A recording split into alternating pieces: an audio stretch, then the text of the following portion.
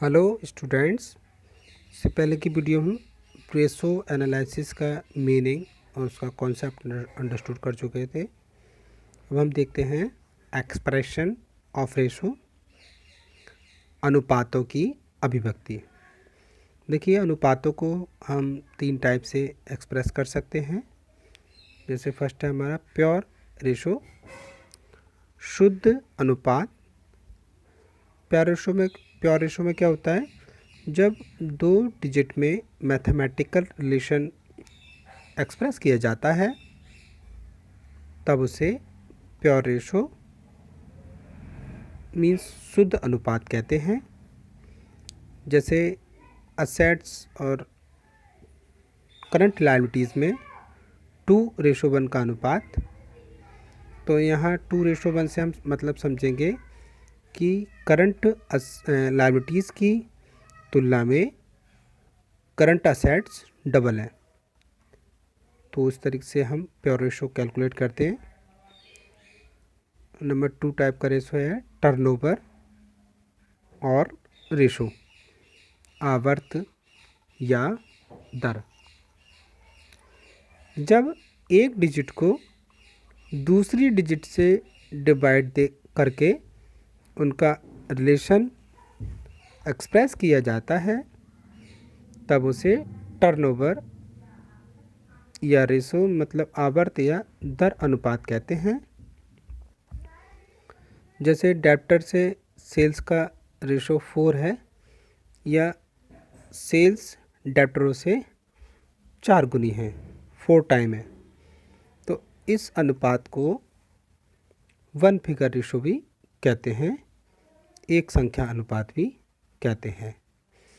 ऐसे ही तीसरा टाइप है परसेंटेज, मतलब प्रतिशत में उनको शो करना।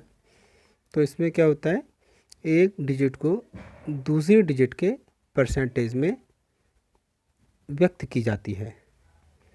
जैसे सेल्स पर प्रॉफिट का अनुपात 10% है, तो इस तरीके से हम रेशो को एक्सप्रेस कर सकते हैं।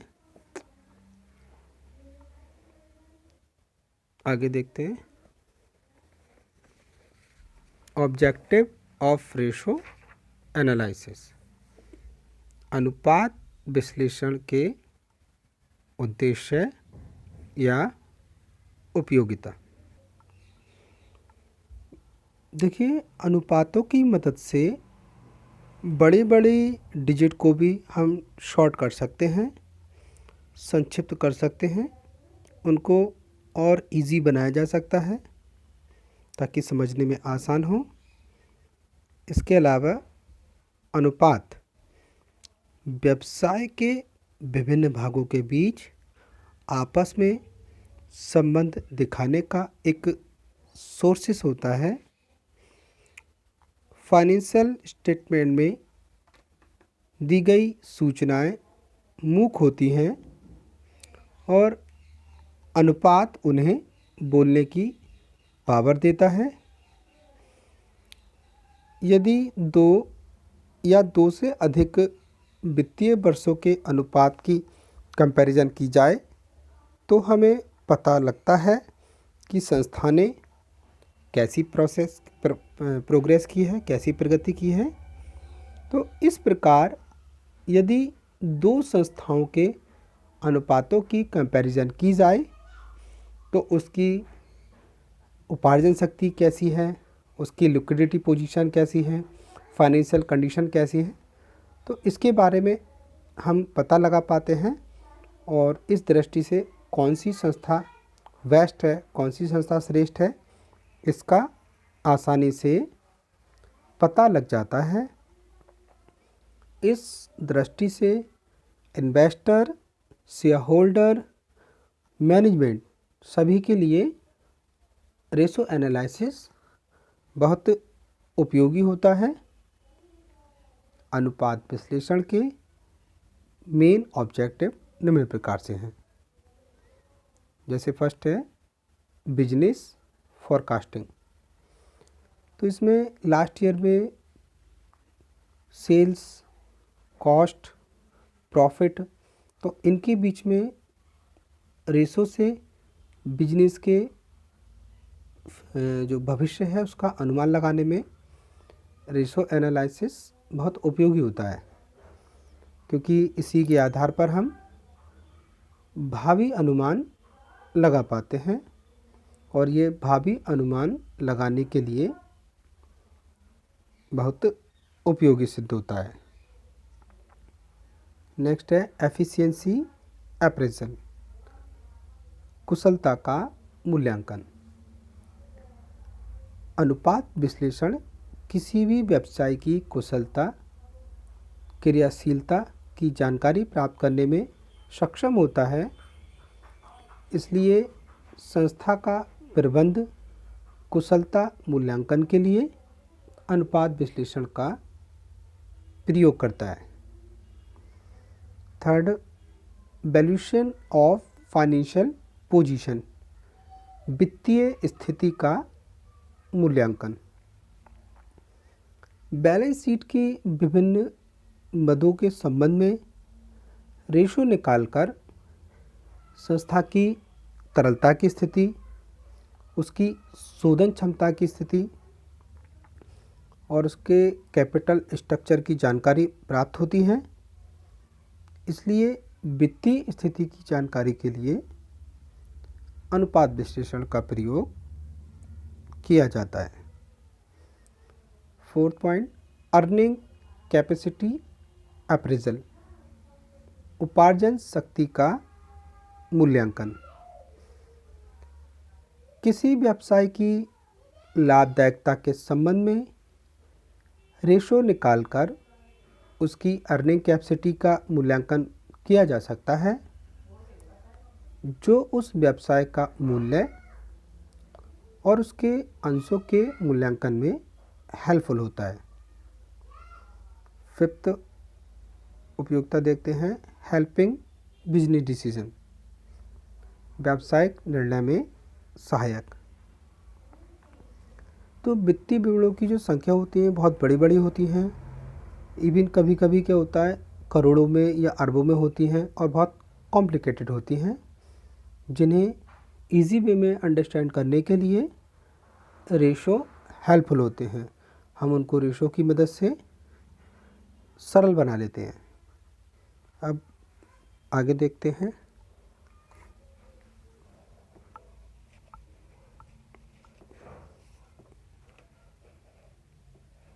नेचर ऑफ रेशो एनालिसिस, अनुपात विश्लेषण की प्रकृति। वित्तीय विश्लेषण एवं निर्वचन की एकमात्र टेक्निक अनुपात विश्लेषण होती है।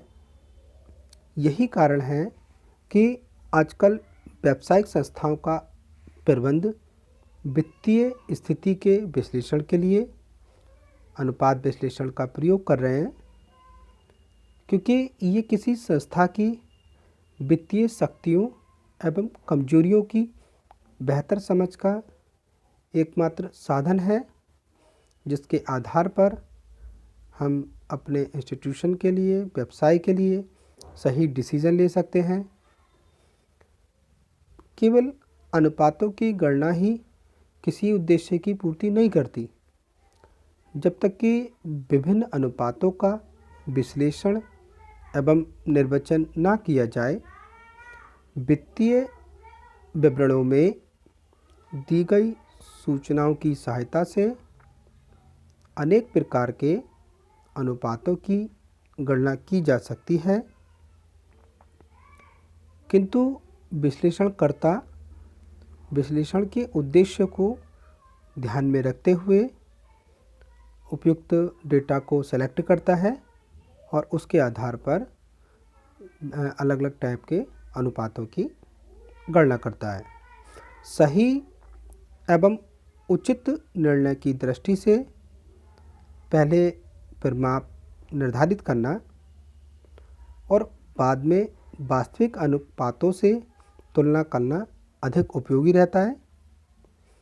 इन अनुपातों में जैसे ब्लड प्रेशर या जो पल्स की स्पीड है, बॉडी का टेम्परेचर है, इसकी तरह इसका प्रयोग किया जाता है और इसका निर्वचन विश्लेषण की बौद्धिक क्षमता पर निर्भर करता है। अनुपात विश्लेषण में निम्नलिखित 4 चरण सन्निहित होते हैं। जैसे फर्स्ट है वित्तीय विवरणों से संबंध आंकड़ों का चुनाव करना, जो अनुपात के उद्देश्य पर निर्भर रहते हैं कि जैसा हमारा अनुपात का उद्देश्य है उसके आधार पर उससे संबंधित आंकड़ों का सिलेक्शन करना। इसके बाद की प्रोसेस में क्या करते हैं, उपरोक्त चुने आंकड़ों से उपयुक्त अनुपातों की गणना करना। पहले हमारे जो अनुपात के उद्देश्य होते हैं उसके आधार पर हम आंकड़ों का चुनाव करते हैं। उससे अगले स्टेप में इन आंकड़ों की मदद से हम अनुपातों की गणना करते हैं। उसके बाद संगठित अनुपातों को उसी क्रम की पिछली अवधियों के अनुपातों से या प्रक्षेपित वित्तीय विवरणों से विकसित अनुपातों से या अन्य फर्मों के अनुपातों से या उस उद्योग के अनुपातों से जिसमें फर्म लगी हुई है, संलग्न है, तुलना करना। तो हम इस प्रकार से जो चुने हुए अनुपातों से, चुने हुए आंकड़ों से अनुपातों की गणना करते हैं। फिर उन सारे अनुपातों को उसी क्रम में जो पिछली अवधियों के अनुपात होते हैं या उस उद्योग से संबंधित अनुपात हैं, फर्म से संबंधित अनुपात हैं, तो उसमें जो भी संलग्न हैं उनकी तुलना करना और उसके बाद हम उन अनुपातों का निर्वचन करते हैं। तो आज की वीडियो में बस इतना ही। Thank you very much students.